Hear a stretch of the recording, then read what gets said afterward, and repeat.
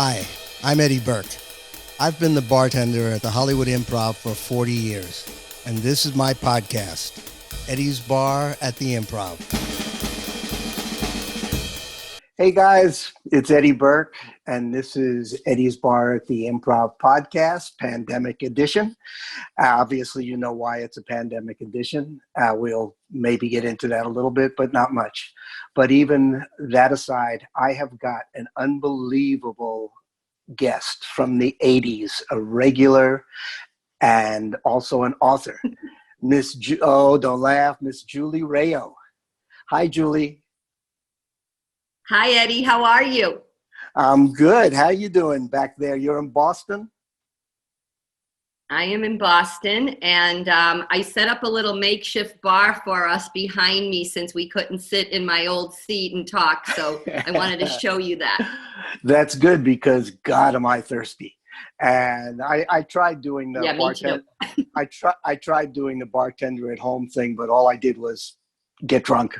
So I had to kind of call that quits. So how are you handling this coronavirus lockdown? I'm doing okay. You know, it's I'm bouncing back and forth from salads to Cheetos and trying not to empty out my bar too much. But other than that, yep, taking it one day at a time, you know, like everybody else.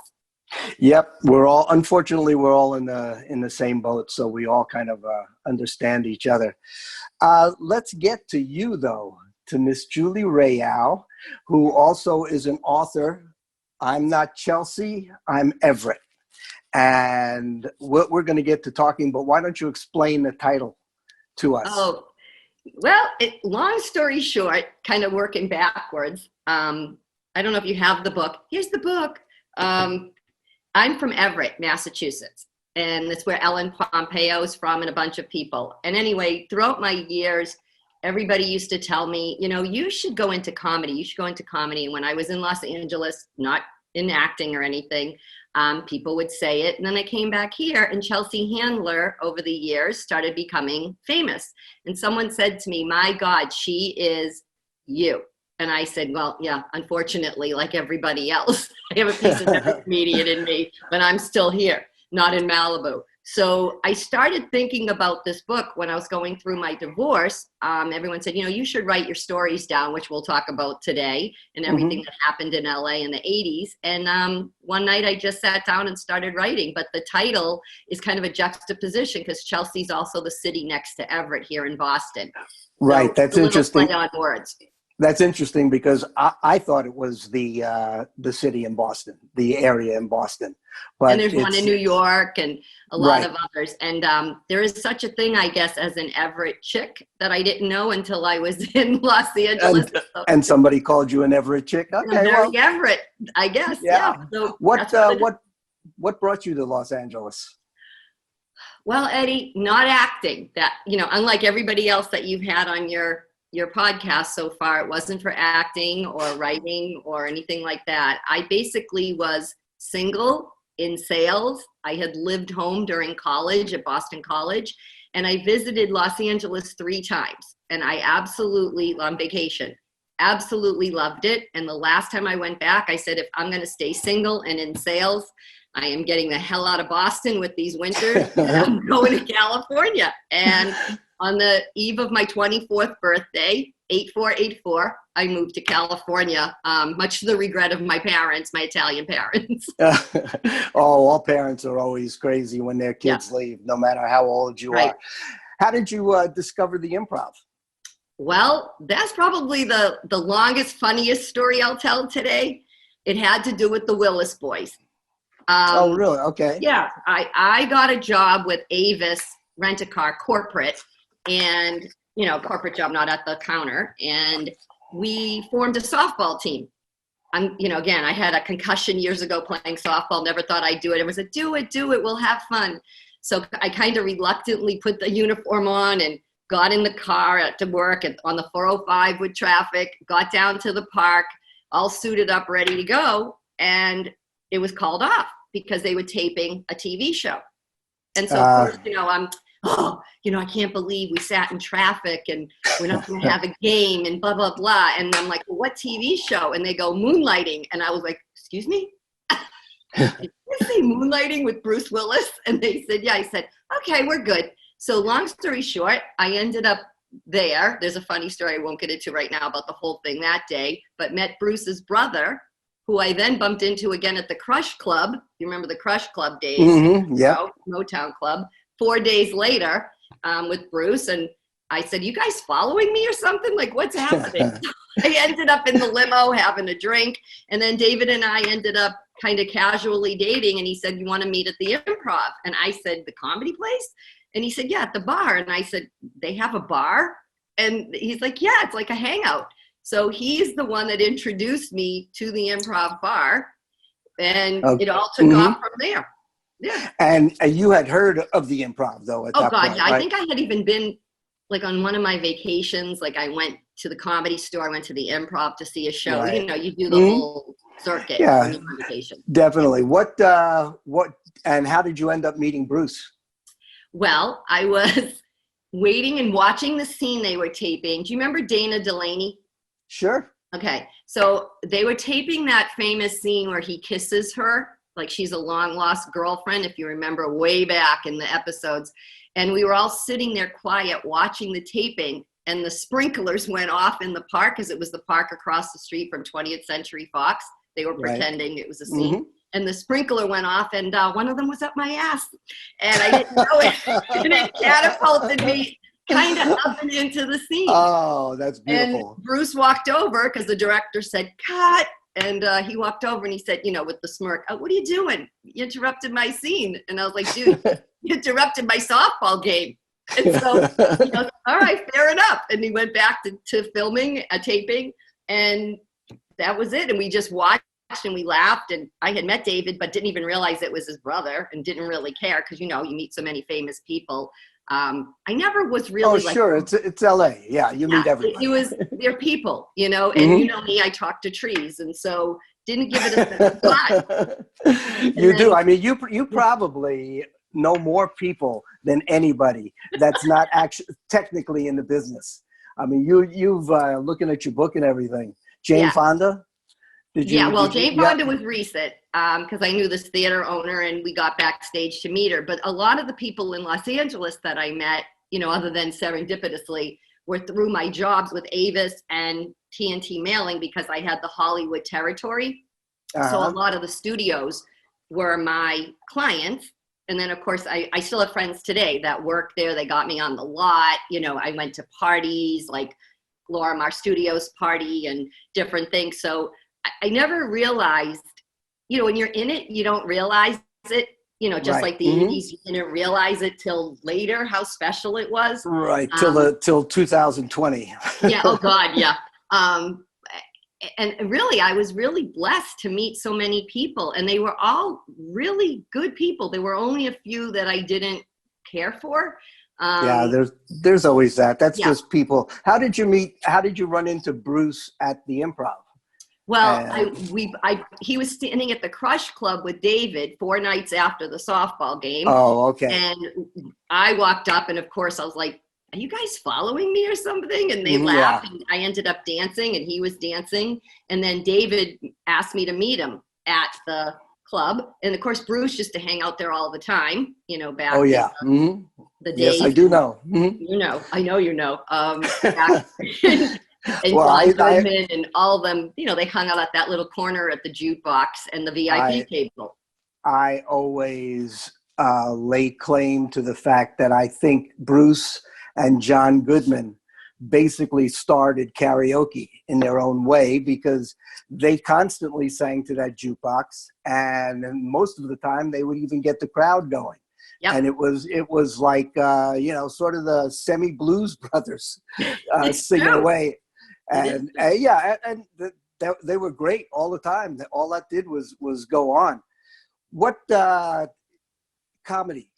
Are you a big fan of comedy? Oh my God, yeah. It's funny.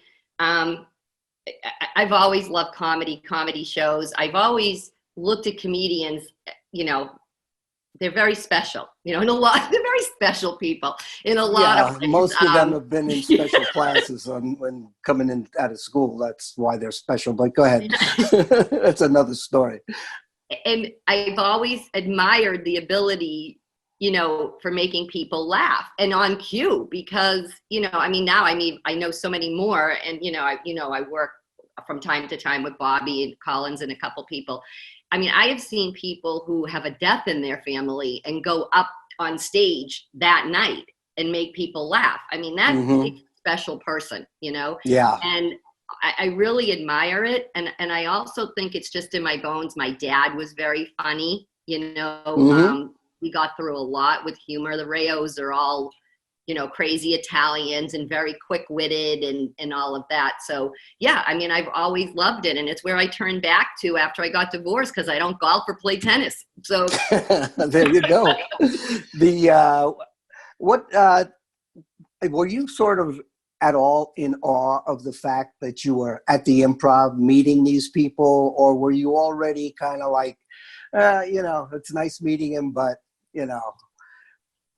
I think I was never really in awe, because I was like a vacuum. You're talking about a 24-year-old girl in 1984, first one to go to college, first one to leave the radius of Boston. So I was just kind of sucking it all in. And I just really love meeting people. And so that's kind of how I think I was always approaching it. But there were two people, two and a half. One was at the VIP table, that story that, I'll tell you. But two people that left me speechless, which, as you know, is a huge undertaking. It's almost impossible. It's almost impossible. That and strep throat. That's about it. I remember standing at the base of the stairs. You were on my left at the bar, and the stairs that would go upstairs, next to the hallway to the showroom. And I don't even think they're there anymore, right? They are. It's the one that was against the wall is gone by the VIP table. Yeah. So all of a sudden I look up and Michael J. Fox is walking down, and all I could say was like, hi, and I couldn't talk. And everyone was like, you slept at Bruce Willis's house. Why are you freaking out over Michael J. Fox? I said, because he's my type. Well, wait a minute. Let's get back to you slept at Bruce Willis's house. Okay, not like you think. David and I, you know me. Yeah, I know. David, I have a badge of honor of not doing something. David and I went out a few times, and one night we had a few cocktails, and we went back to Bruce's rented house in Nichols Canyon. Which ironically, years later, my LAPD husband was up, a year later, busting up a party up there. Then, thank God I didn't. There were a lot of police visits at that house. Yeah. Every night Bruce was there. When we closed down, if he went home, he would take a bunch of people up there with him, and just constant complaints. But go ahead. And I was there the weekend. He went to Las Vegas with some friends. And I'm still trying to piece it together. Like, was it when he was with Demi Moore? When I read her book, I'm like, well, did our paths do this?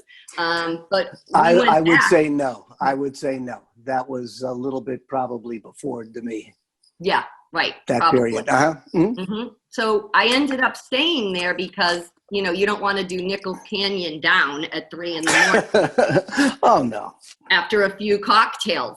So I slept there, and I remember looking at the Polaroids and I'm just going to say the mirror on the coffee table, and I'm going to leave it at that because I don't want to incriminate anybody.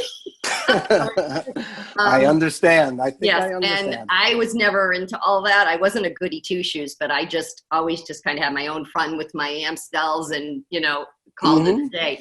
And the next the Amstel girl. Yeah. You were the Amstel girl. I was. Tell me you don't think of me anytime you hear the word Amstel.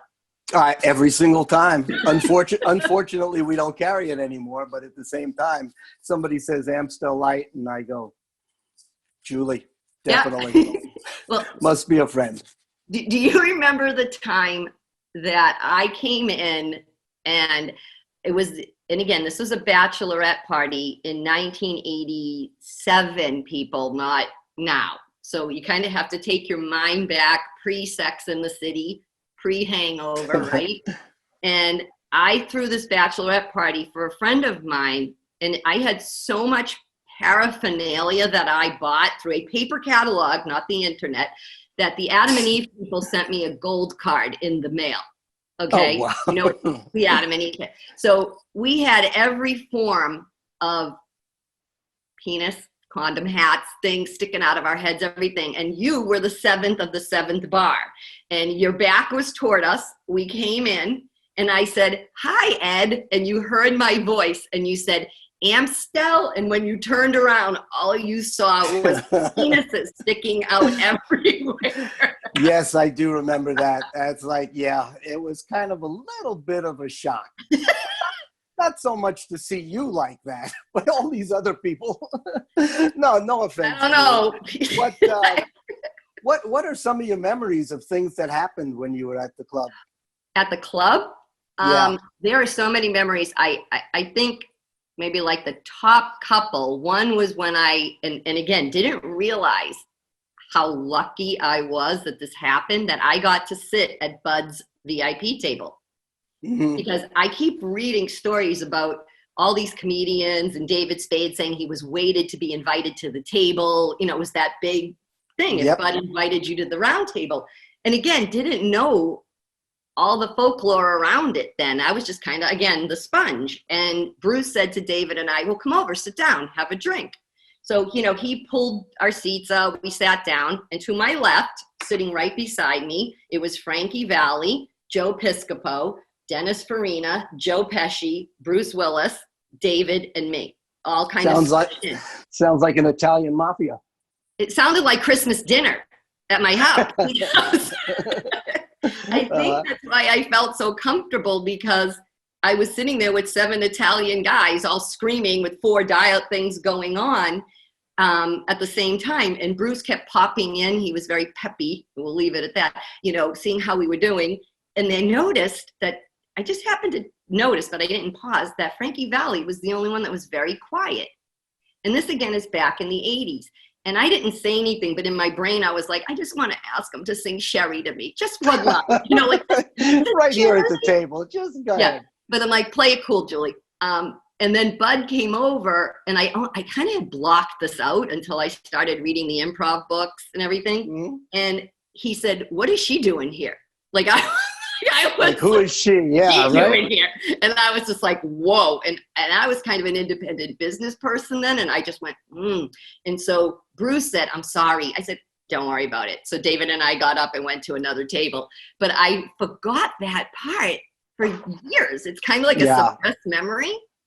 Yeah, Bud had a very, I can't think of the word, but he was very protective of who sat at that table. Yeah, it was very exclusive. It was. Like David said, Spade, if, you know, to get invited to that table as a comedian meant you kind of made it at the club. Right. And that was a big thing back then. Right. Because it really took time for people. I had no idea. Yeah, so, I know. You just sat down. Hey, that's what I just sat down, you know, sat down and started talking. Excuse me while we're having an allergy thing in our lovely New England. So excuse me. Oh, that's okay. Okay. Yeah. Do you remember dance night?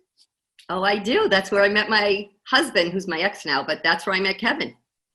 Oh, yeah. Okay. Yeah. Kevin used to, I knew Kevin before you.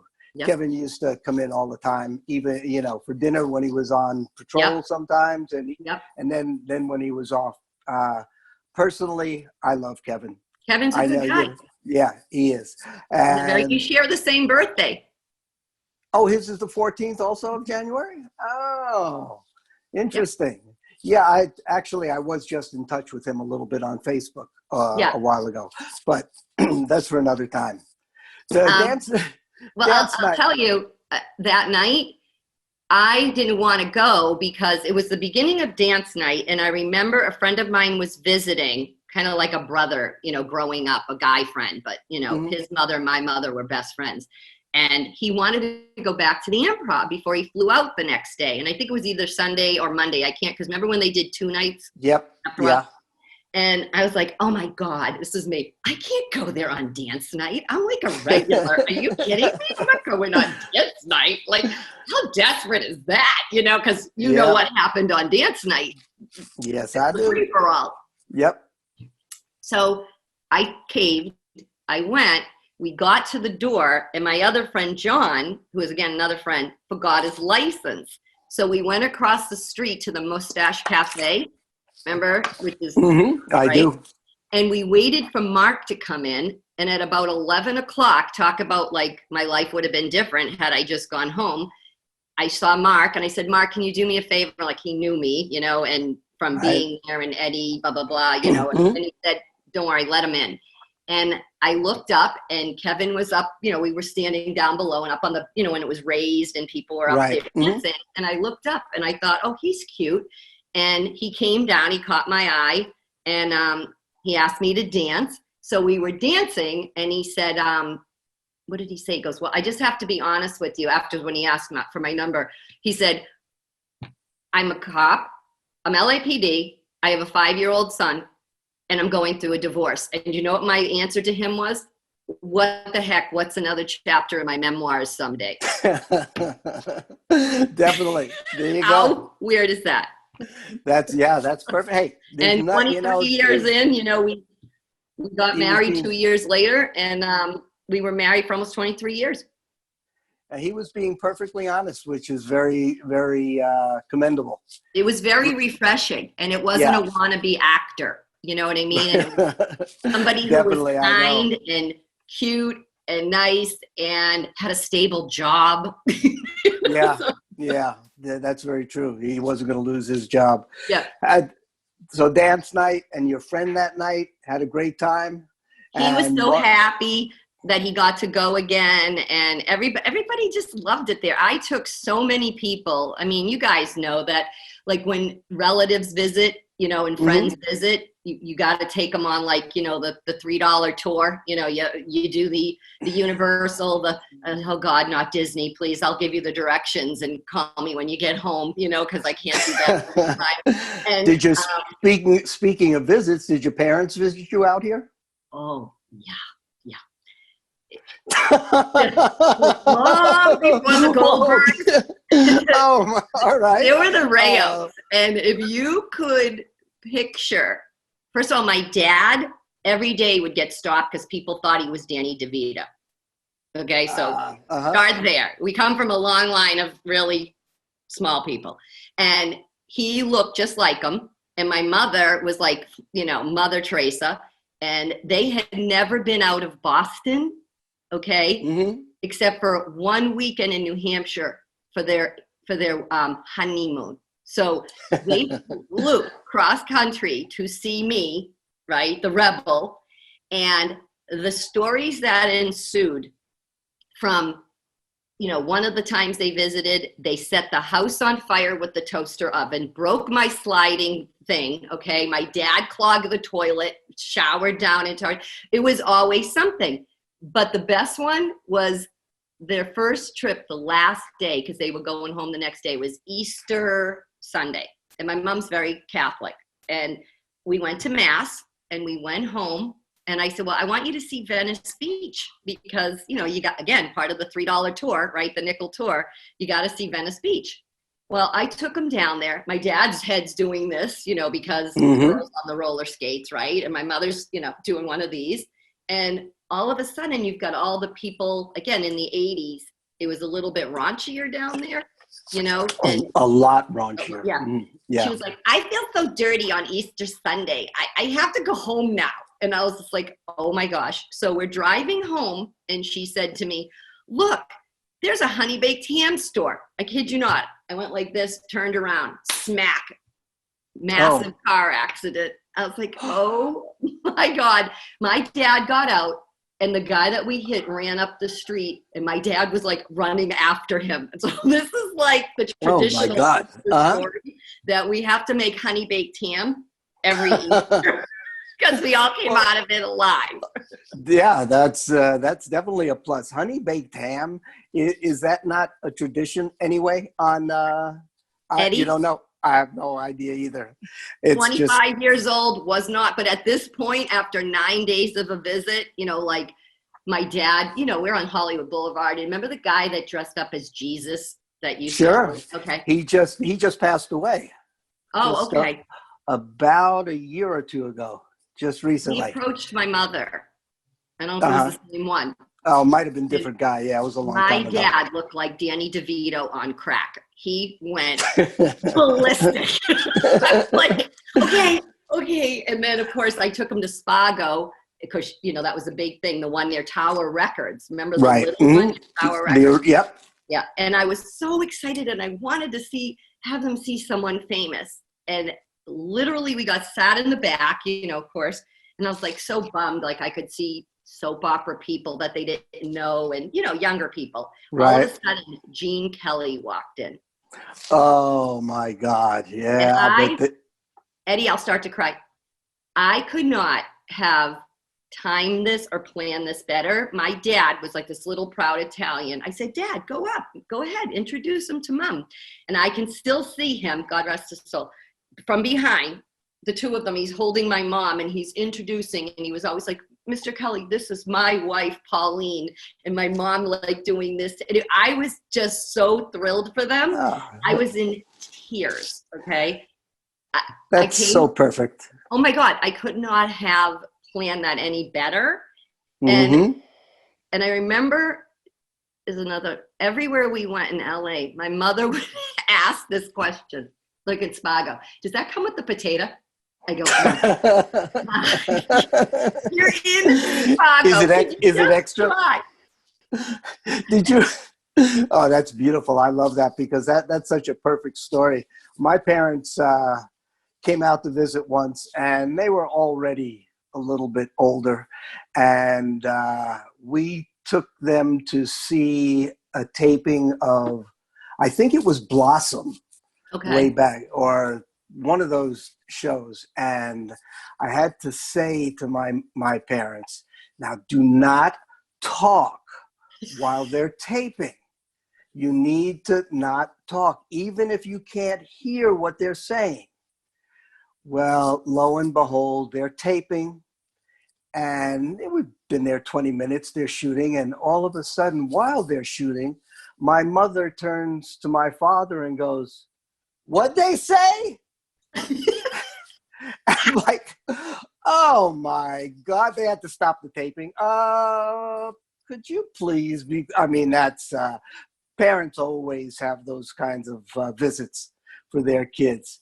Getting back to comedians for a second, do you have who were some of the first comedians you saw out here? Well, when I vacationed out there the year before I moved there, and then I saw, this is a funny story, and I think you were there this night, the second part of the story. Sam Kennison, when he was just starting out at the comedy store, took a liking to me, but in a very, and I say this to everyone, in a very sweet way. Like, he never tried anything. He didn't, you know what I mean? Like, I met him somehow coming back from the bathroom at the Comedy Store, and this again was in 83.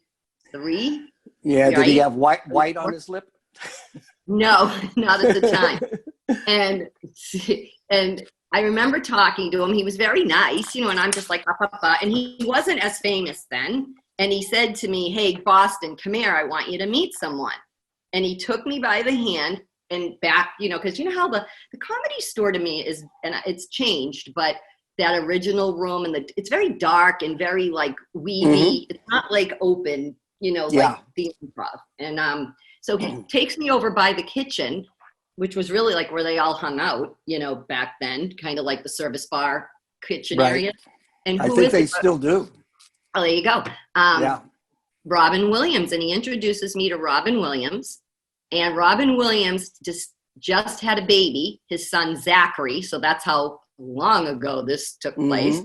And he started talking to me, which I learned later, like comics like to try their routines on you, but I didn't quite get what that was happening at the time, telling me about the birth of his just came from literally the hospital the day before, and oh my God, but my wife, and he went on, and I was just like mesmerized. And years later, of course, not years later, like months later, I saw him do this routine on Johnny Carson. So then I come back to the Comedy Store on vacation. Sam's there again. This time I go in the back door for some reason. I forget. He's like, oh, come in, I'll get you in, blah, blah, blah. And Dice Clay is there, who is very impressed with him in A Star is Born, but that's where it kind of stops. I'm going to just say that. Not a nice guy, you know, like back then. Oh. So Sam decides to, after the bars closed, the clubs closed, he starts to serenade me on a piano. And I sat beside him, no, dead serious though, singing. And he had a beautiful jazzy kind of voice. And when we went outside, he introduced me to someone who was just taking off, who was opening for Rodney Dangerfield, Jim Carrey. So I think I know that name. Yeah. And Jim Carrey said to me, standing right in that driveway between the Comedy Store and the Hyatt, right? You know, which is not the Hyatt Riot anymore. It's something else. Right. Mm-hmm. He said to me, who's your favorite singer? And do not ask me why I said this, maybe because I was just coming out of like teenagehood a few years. I said, Donny Osmond. Like, don't even ask me why I said it. I was like, Donny Osmond. I look back and I think like, oh my God, no. If that was a sitcom, it would be one of those pauses where you go, oh my God, did I just say that? Yeah. He turned around, came walked back, away. big grin on, and sang Puppy Love to me right there on Sunset Boulevard. Oh, you're kidding. Oh my God. And so, go ahead.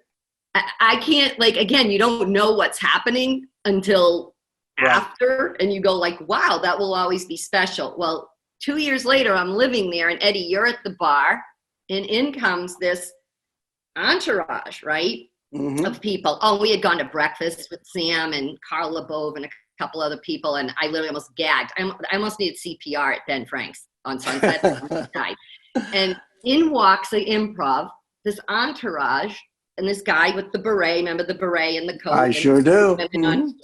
And all of a sudden, I go, oh my God. And I was sitting, you were right there. I was on a stool. And I turned and I went, Sam.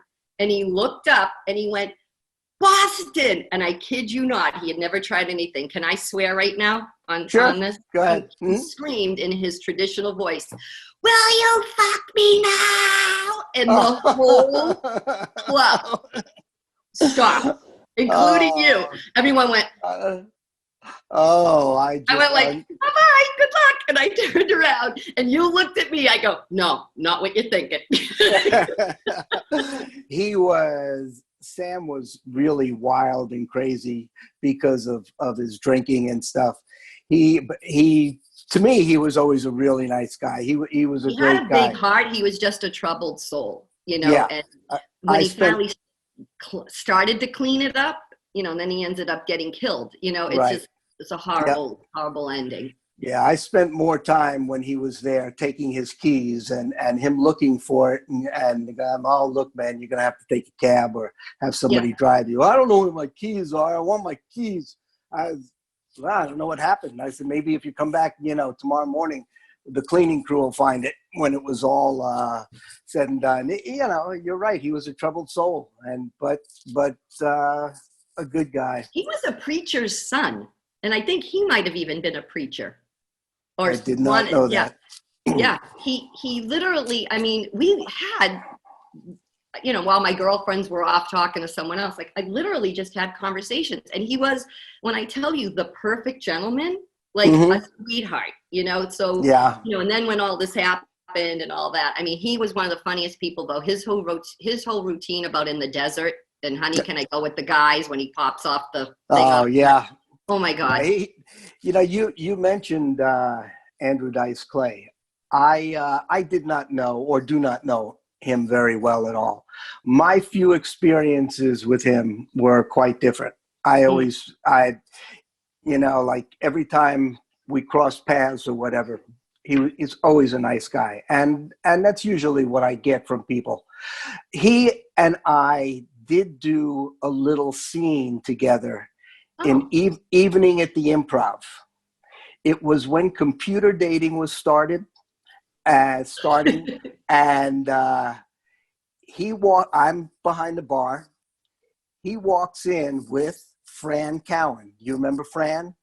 Bud's bookkeeper upstairs. Oh yeah. His cousin actually, Okay. who was like about 40 years older than him, and walks up, and I have this momentous line, this profound, like, computer dating, and it was like, yeah, while we're taping, again, just a really nice guy, but I think it was the 80s, and I wasn't a blonde bombshell. It was back in his really crude days, and it could be the act, but he was how they always used to work the doors, what I mean? Like, like when they weren't that famous, they had another job, they were literally guarding people and whatever else. So it was back then. You said something about dating. Do you remember when, after I was on Love Connection, my date came into the Improv? That sounds vaguely familiar. And I said, I remember him acting very arrogant and weird, and you were like, Jules, are you all right? And I go, he's bothering me. And all I remember of you doing like this, you did one of these, and all of a sudden, like, the doorman escorted him and his friend out. They never knew what happened. I go, all right. I'm always there to protect you. You know that. Sure, you always have my back. How was your experience on Love Connection? How was that? It's funny because everybody, it ended not well, but well, it didn't end well after, and there was also like other parts to it. But we went out. But the reason I went on was because my VP of sales at the time at Avis dared me to do it, because they thought, like, oh, with my Boston mouth and everything, you'll be a riot. You'll give them a run for your money. Blah blah blah. Well, lo and behold, the couple before me was the reason why this show aired over and over and over. Like, seriously, even producers and someone else I met that worked on the show remembered this episode, because there's 2 on with everything. So I came out looking like Rebecca of Sunnybrook Farm, complete with like the denim dress with the lace and the little 80s scrunchy boots, right? So every time I see it, I cringe. But the date went okay, but just like the beginning of reality TV, they take all the essence of all the truths, and they either pick all the good or all the bad, because medium doesn't make good TV. Right. So they picked all the good. The audience picked them. We were going to go out again, and then he came by the Improv, and we had a little disagreement, and so we never went out. And then, of course, because I bump into everybody 50 times, because LA only has like 20 million people, but I, of course, bump into them. I was on a lunch with a client, a female client at the time. She's pretty cool. And I looked up, and I was like, oh my God, my Love Connection date just came in. So he saw me, walked up, and he said to me, I'm not kidding, hi. He goes, what'd you do with that $75? Because $75. I go, I got my haircut. Do you like it? Like that, like joking around. And he said to me, if you bump into me on the way out, don't mention Love Connection. I go, really? Wow. So, you know me, I like a good challenge. I know. So, you probably sought him out, didn't you? So as I was leaving, I stopped by the table, because my client goes, oh yeah, this isn't going to go good, because she knew me. And I said, he should have just been quiet, because he already rubbed me the wrong way at the Improv. And I walked up, I said, hi, I was Randy's date on Love Connection. I'm Julie, nice to meet you. Oh God, did he die? Have a good lunch. And I'm not usually spiteful, but that guy was so rude that, not good. Yeah. Tell us a little bit about your book. What made you write a book? Well, it's funny, because like I was saying, and even my daughter was really like a big part of this. I always tell funny stories about my time in Los Angeles and people I met, not like braggy way, just like funny stories. And oh my God, you should write a book. Oh my God, you should write a book. Well, while I was going through my divorce, this is the first time I'll talk about this. There was somebody that was in my life before Kevin. And this is a very common thing I hear, that a lot of times you kind of go backwards before you go forward. And I think it has to do with kind of regrouping and remembering who you were. Yeah, I've seen that on Lifetime a lot. Oh, okay, there you go. I didn't know. I've never written for Lifetime, but I'm available. No. So I remember finding this person who, you know, my daughter had always heard about too, you know, like, because over the years you talk about, like, did you have other boyfriends? You know, like, and my daughter and I are very close. So she convinced me to look him up. Because I always used to say, like, God, I would just love to kiss that guy one more time. You know, like one of the, like, weird things. So I ended up finding him. And we ended up seeing each other. And he was my inspiration, not only for the book, like to just sit down one night. And I didn't sit down, Eddie, and say, I'm going to write a book.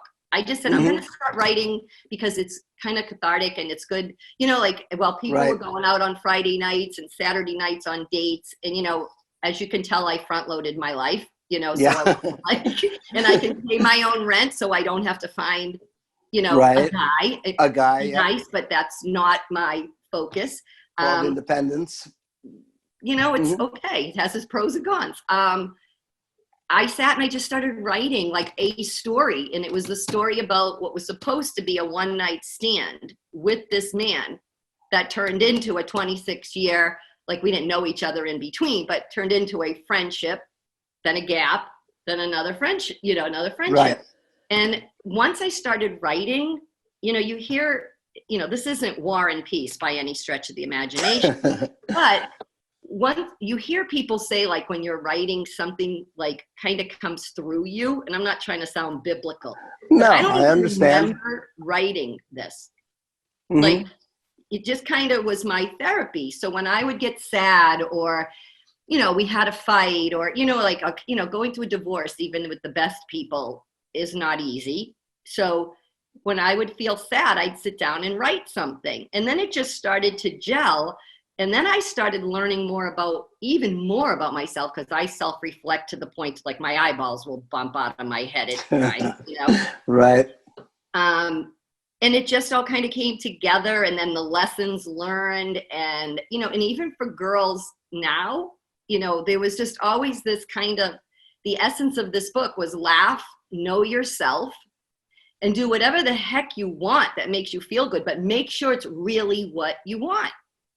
And weirdly, the Me Too thing started just as I was finishing the book. So yeah, the two things being meeting the guy. No, the Me Too movement. Okay. Yeah, and so I had to, you know, there's a little blurb in there that I put in, but it was like kind of at the last minute when it just started, you know, like becoming a thing. And I didn't want it to, like, go back and rewrite the book. I mean, there's chapters in there about, like, how I liked guys' butts and grabbing this guy. I mean, I would have been in the cell, you know what I mean, with Harvey almost. No, that's a bad joke, but not like, is that our phone? That's my other phone. Okay. Okay. So I had to be careful, you know, like what I said, you know, but I didn't want to rewrite it, because the spirit of the book was the 80s. And women were empowered, and they came of age. Like, if I saw a guy that I was attracted to, you know what I mean, and I enjoyed him, and there was a connection, and if I wanted to be with them, I wasn't going around whoring around, but it was different, because in the 60s, 70s, it was like, oh my God, you know, in 1984 in Los Angeles, are you kidding? Like, yeah, because then, you know, the 90s hit and AIDS hit. And so, like, you know, the whole sexual revolution died. That was all over because everybody was afraid to touch anybody at that point, almost like the coronavirus. But I know. Trust me. I think that's when I got engaged. Well, look, at least if you're with one partner, you're okay, sort of, as long as that partner's okay. Right. But the 80s were very unique, because there's not going to be, unfortunately, another time like that, because everything was so open. Everybody was, I mean, even the use of drugs back then was way out in the open, and nobody even cared as long as you didn't kill somebody, rob somebody, or whatever. I remember one guy coming out of the bathroom with a whole white mustache. And I had to say to him, I said, man, did you not look in the mirror before you walked out of the bathroom? You know, and look, I wasn't the only one to see him. And there were people that were selling drugs like crazy, and those that we found out. It was everywhere. It was like, was gone. It was different. I never did coke. A, I have sinus problems. I would have been in the hospital. And B, I talk so much and so fast that I used to joke that I would, like, I'm a 78 in a 33 world anyway. So if That's I was right. doing cocaine, people would have just, I mean, I would have been talking in reverse, like if I did coke. I didn't like that feeling of not. Well, I Yeah. think that's what's happened to me later on as I get older, is that, you know, when people go like, you know, why don't you meet me for a drink or whatever. And it's not that I don't drink, I do drink, but I don't drink in excess anymore, simply not that I ever had a problem, but simply because I don't like to feel out of control, and I don't like to feel the next day The the next way day I is have felt. wasted. Yeah, It's gone. Yeah. You feel terrible. But Right. most of your book is, or a lot of your book is about the 80s, a lot of your experiences at the Improv.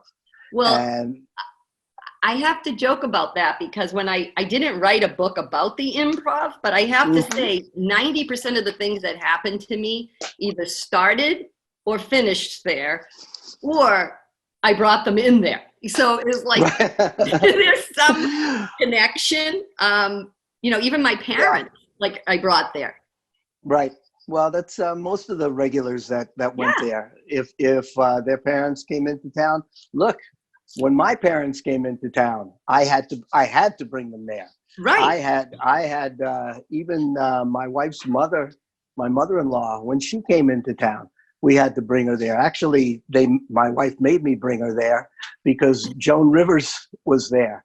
And Joan Rivers, I don't know if you remember, used to play like for 2 or 3 weeks at a time or a week at a time, and every single night. And I did not care for Joan Rivers until I saw her live, and just she was definitely one of the most funniest people I have ever seen. Oh, she was hilarious. And I don't think I ever, this is like weird, because someone asked me this the other day, you know, some Facebook thing, like name 5 people you've met, but put like one that isn't, you know, someone you met. I go, first of all, I'm not saying this to sound like, this is hard because I really have met a lot of people, and I'm not saying that in a braggy way. So like the person's going to stick out.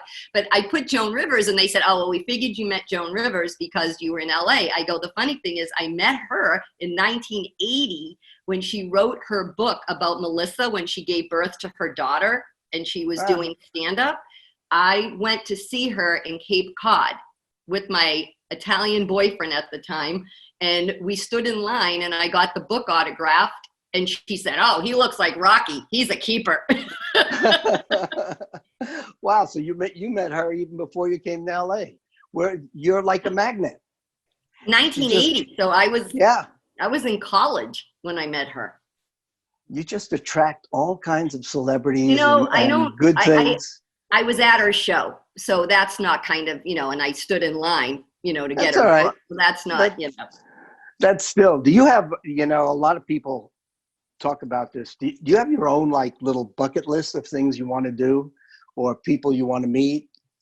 I first of all, I have to ask you guys, like I ask you this, was there such a thing as a bucket list in 1980s?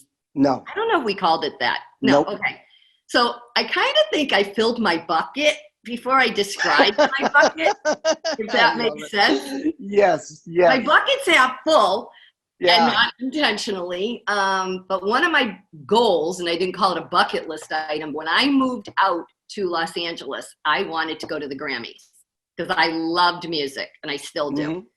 As a matter of fact, I thank Madonna in my book, you know, because of, you know, just kind of that woman empowering thing in the 80s and a lot of the stuff.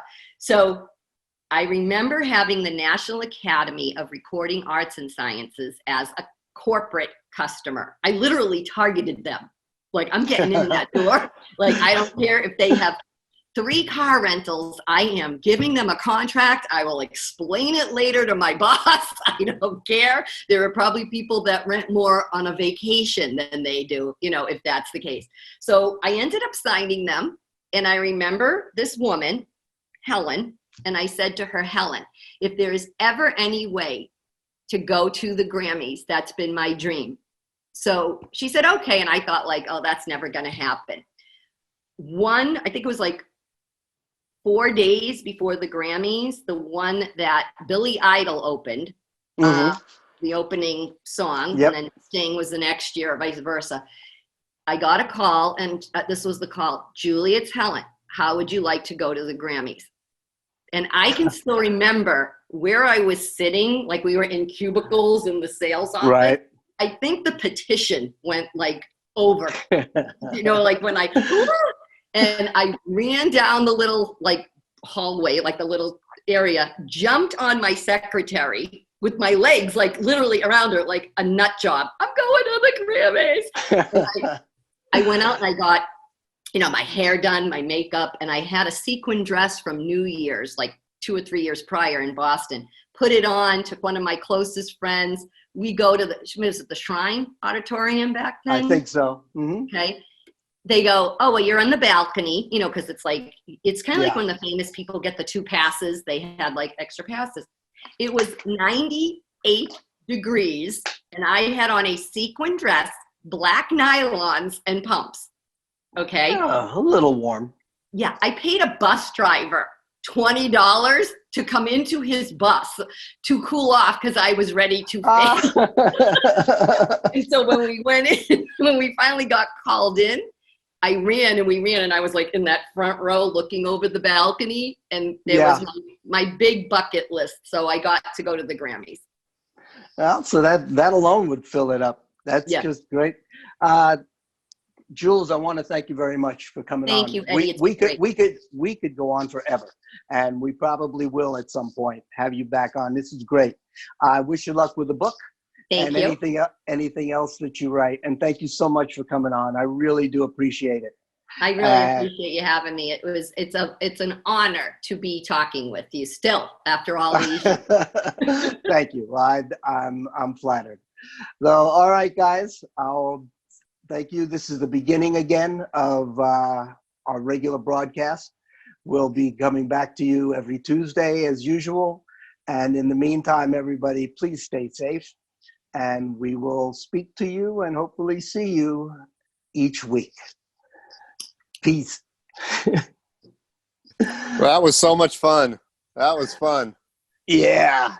That was it's funny. It's like I'm thinking, wow, we've done a long time. And I'm thinking, we could probably go on forever here. Of course. Of course you can. Yeah, that was great.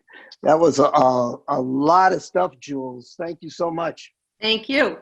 Oh, and Mike, nice meeting you. I hope. Yeah, nice meeting you too. You will someday, I hope. Yeah. I got to sit in my old seat one more time, Ed. Oh yeah, right. and we don't.